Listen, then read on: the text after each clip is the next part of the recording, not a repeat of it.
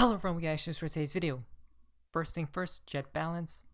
Basically at real time, 1 million XRP remaining, guys. Will you look at that? 1 million from 9 billion all the way to a million. It seems estimated end date 1 day left. Perhaps this is fully done and over with very imminently, right? Which means you who are watching this video will have more XRP than Jed McCaleb himself. But a lot of people are saying he's selling. But who is buying, right? Who is on the other side buying his coins? Who could it be? Ponder and ponder and ponder. Not only that is happening, but remember this as well, guys. ISO 20022 migration journey is progressing, right? November 2022, SWIFT. All financial institutions processing SWIFT category must process ISO by November 2022, as well as Euro Big Bang, by the way, quote unquote Big Bang. All Euro payments going through Target 2 will only be in ISO format from November 2022. 2024 is United States. Chips and Fed, guys. Wow, planned enhanced ISO messages through a Big Bang rather than via a phased approach, but currently redefining the strategy. Isn't that interesting, guys? 2024 through a Big Bang approach, right? Rather than a phased approach. That means quote unquote overnight in a singular day, guys. Interesting. Not only that is happening, Gold Telegraph tweet out, Iran and Argentina have recently applied for a BRICS membership, and there have been numerous reports of Saudi Arabia, Turkey, and Egypt doing so as well. Something to follow. In May, China said it wanted to expand BRICS. The world is changing, guys. You guys see how everything's happening, right? A lot of distractions are taking place, but most don't even know that BRICS is here to stay, probably, right? What currency are they going to transact in? Gold. Remember, Judy Shelton, gold will probably be coming back soon as well, guys. Wow.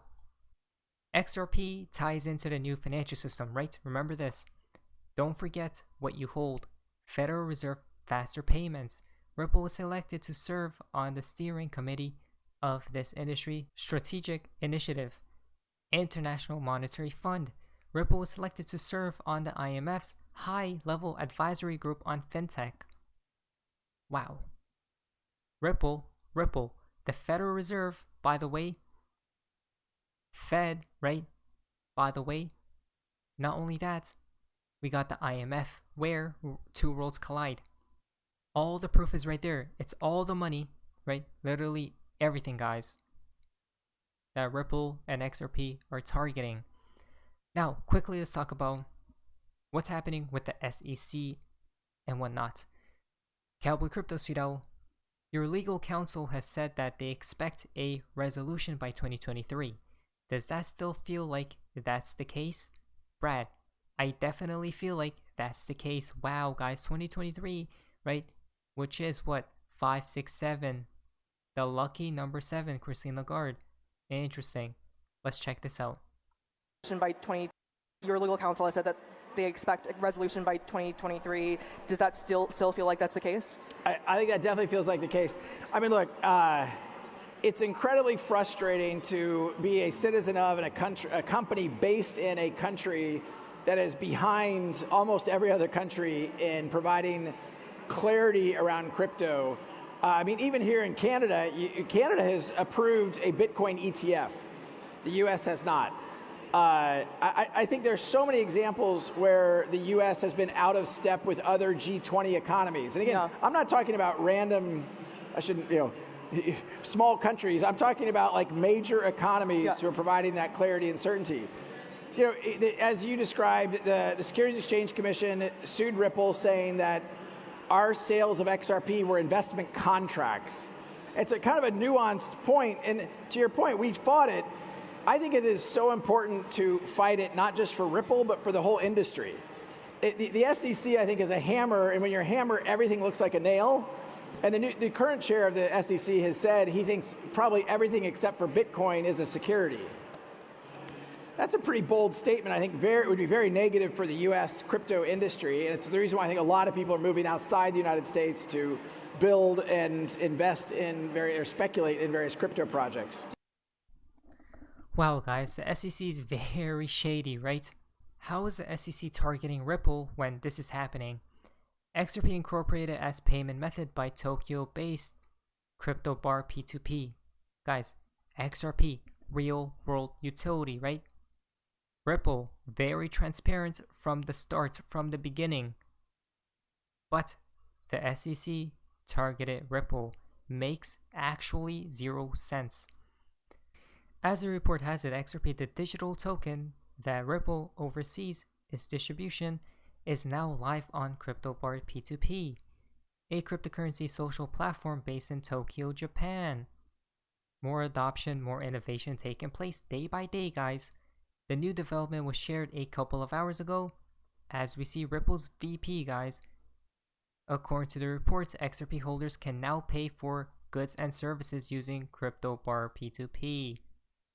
With CryptoBar P2P, I thought that I couldn't use XRP, so I negotiated with the owner and asked him to accept XRP payments. The first XRP payment has been completed. XRP holders, you can now make XRP payments with CryptoBar P2P. Let's go. There we go, guys. Wow, that's really cool, right?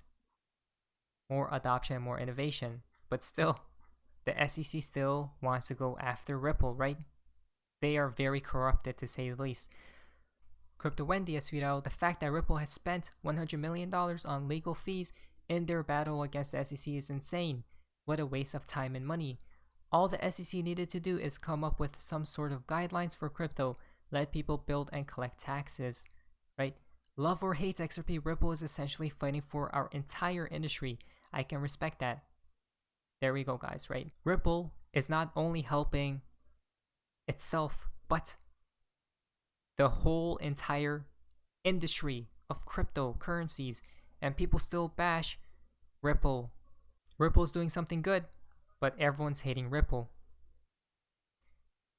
Watch Guru Sweeto, Charles Hoskinson says Michael Saylor's head is all that and screwed up after claiming Cardano is a security. Guys, listen to this right here.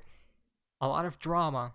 What are your thoughts on Saylor claiming Cardano as a security? Well, Mike Saylor is the Tone Vase of this cycle of, him and Jimmy Song of this cycle of crypto. So back in the day, we had Tone, and Tone was this podcast. He's still around, and I like Tone, but he had this thing. It's like everything's a scam. It's a scam. It's a scam.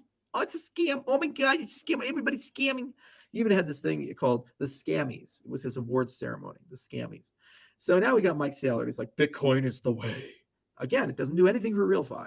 I can't build a decentralized power grid. I can't build a centralized telecommunications company. I can't build decentralized compute. I have no identity solution. It's not programmable, so I don't have dApps and DeFi. I can't even issue an asset, so I have no NFTs, right? It's all outside of that. But don't worry, layer 2 protocols that are highly centralized will somehow solve all of this. Great. So that's great. It's the best thing ever, and it's so magical, and who cares about the mining and all this? Everything else is scam, and everything else is security. Nobody controls it. It's completely decentralized, far more than Bitcoin, has more use and utility. People buy the token not to speculate, which is the only thing they can do with Bitcoin. They buy the token to use it for stuff, I don't know, medical records and whatever the hell else they're doing because of his real life utility. But that's a security. But the thing that only thing you can do is speculate on is not. I think Mike's head is all fucked up and screwed up. It's just one of those cases where he's picked in with Bitcoin. And so, it's got to work. If it doesn't work the way he hopes, he goes bankrupt. So I don't pay much attention to it, and I don't think it's a productive conversation at all. And frankly, the most difficult, toxic, and useless people to engage with are Bitcoin maximalists. They're not intellectually honest, like Jimmy Song saying that at any given time, proof of stake system, somebody can just arbitrarily take all your money and shut it down. It's not honest. It's just libel. It's not true. The protocols don't do that. And they feel they have no burden of proof and evidence, the statements that they make. And then they say the only thing that matters is their thing, even though their thing doesn't do anything. Just stores value. Okay. Wow, guys. Bitcoin maximalist and Bitcoin has to go. At the end of the day, we know this, right? Crypto mining activities causes concern. Wow. We go down here.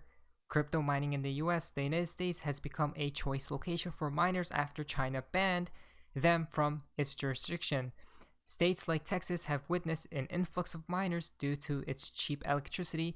Others like New York consider regulating the space by introducing a 2-year moratorium that bars miners from using fossil fuels, right? This is how we know Michael Saylor is getting a little pissed off, guys, and calling everything a security and whatnot. Possibly Bitcoin does have to go because there needs to be a catalyst at the end of the day, right? Let's wait and see to what actually happens. But anyways, that's hopefully you guys enjoyed today's video. If you guys please leave a like, so have some pretty much an amazing day. And hey guys, see ya.